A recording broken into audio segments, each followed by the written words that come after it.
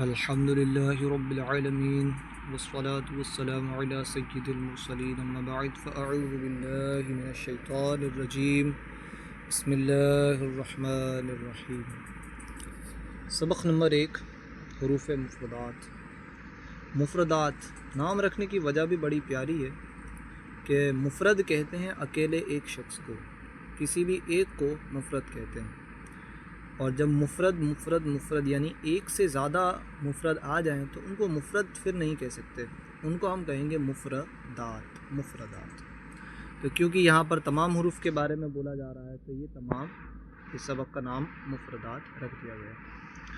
مفرد رکھنے کی وجہ بھی یوں ہے کہ جب ایک حرف جو ہیں الگ الگ لکھا گیا ہے، الگ الگ پڑھا جاتا ہے، اسی لیے اس سبق کا نام حروف مفردات ہے۔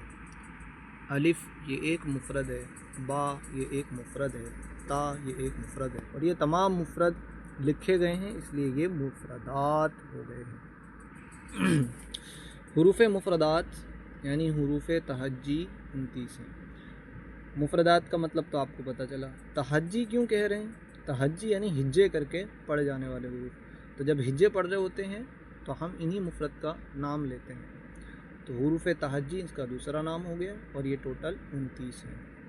حروف مفردات کو تجوید و قراءت کے مطابق عربی لہجے میں ادا کریں، اردو تلفظ سے پرہیز کریں، یعنی بے، تے، سے، خے، خے، توئیں، زوئیں وغیرہ ہرگز نہ پڑھیں، بلکہ با، تا، سا، شا، خا، قا، ظا پڑھیں۔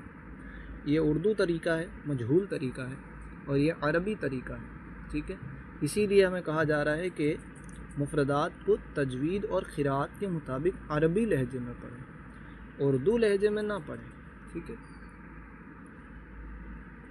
ان 29 حروف میں 7 حروف ایسے ہیں جو ہر حالت میں پوری یعنی موٹے پڑھے جاتے ہیں، انہیں حروف مستعلیہ کہتے ہیں، اور وہ یہ ہیں: خا، صاد، ضاد، طا، ظا، غین، قاف۔ ان کا مجموعہ خصا، وغطن، قز ہے۔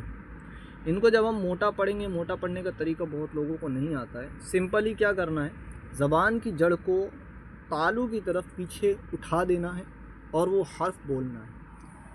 یاد رکھیے، تالو کی طرف چھلانا نہیں ہے، ٹچ نہیں ہونے دینا ہے زبان کو، اور پھر ہم جب حرف نکالیں گے تو وہ آٹومیٹیکلی پر ہو جائے گا، موٹا ہو جائے گا۔ جیسے خا، صاد، ضاد، طا، ظا، غین، قاف، ٹھیک ہے۔ ایزیلی سب کو یاد رکھنے کے لیے یہاں پر مجموعہ دے دیا گیا اور بول دیا گیا خصا، وغطن، قز۔ ہونٹوں سے صرف 4 حروف ادا ہوتے ہیں: با، فا، میم، واو۔ یا میں اس لیے بتایا جا رہا ہے تاکہ جو دوسرے غلطی کر دیتے ہیں، عین میں ہونٹ ہلا دیتے ہیں، کوئی دوسرے حروف ملا ان میں ہونٹ ہلا دیتے ہیں، ٹھیک ہے، تو ان کے علاوہ باقی حروف میں ہونٹ نہیں ہلنا ہے، ٹھیک ہے، نہ ہلنے دیں۔ ان 3 حروف زا، سین، صاد کو ادا کرتے وقت سیٹی کی طرح تیز آواز نکلتی ہے، اس لیے ان حروف کو حروف صفیریہ یعنی سیٹی والے حروف کہتے ہیں۔ آئیے پڑھتے ہیں، آپ بھی کوشش کریے میرے ساتھ پڑھنے کی۔ الف، با، تا، سا، جیم۔ سا جب ادا کریں گے تو زبان کا سرا اوپر کے دانت کے اندر کے حصے یعنی اندرونی کنارے پر لگے گا، سا، ورنہ اس کی آواز اس سین کی طرح سا ہو جائے گی۔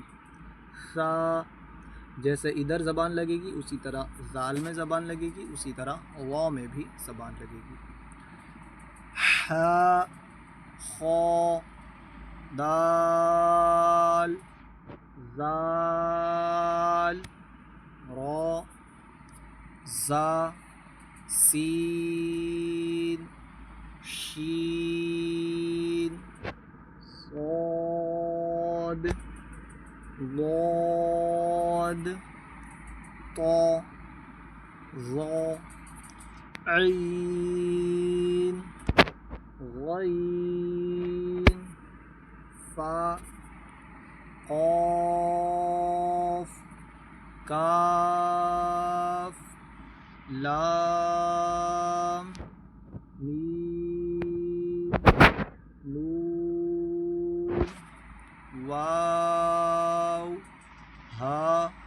حمزہ یا۔ الحمدللہ، اس میں بہت سارے حروف ایسے ہیں جن کی آواز لگ بھگ لوگ سیم نکالتے ہیں، آپ کو اس سے بچنا ہے۔ پہلا یہ ہو گیا سا، سین، صاد۔ ان تینوں کی آواز میں فرق واضح ہونا چاہیے۔ اس میں تو بتا دیا اس کا مخرج کیا ہے، اس میں بس یہ دیکھ لیجئے سیٹی آنی چاہیے، سا، سین۔ اس میں وہ سیٹی موٹی ہو جانی چاہیے، یعنی زبان کی جڑ تالو کی طرف اوپر بلند ہو جانی چاہیے، صاد۔ پھر دوسرا ایک ہے ہا اور ہا، یہ حلق کے بیچ سے ادا ہوتا ہے، ہا نہیں، ہا، اور یہ حلق کے نیچے سے ادا ہوتا ہے، ہا۔